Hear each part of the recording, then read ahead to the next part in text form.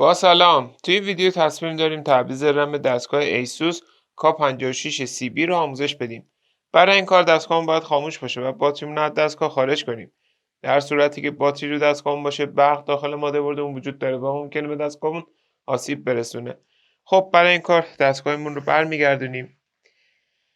ابتدا باتری رو از دستگاه خارج میکنیم. به این صورت. رم ما در این قسمت قرار داره که شروع میکنیم به باز کردن درب قاب کف دستگاه.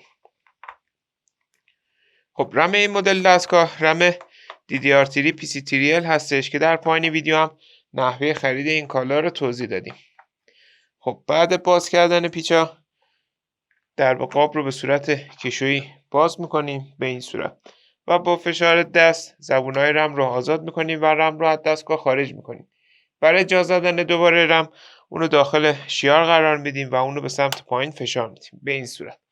ما الان میتونیم رم جدیدمون رو جایگزین کنیم.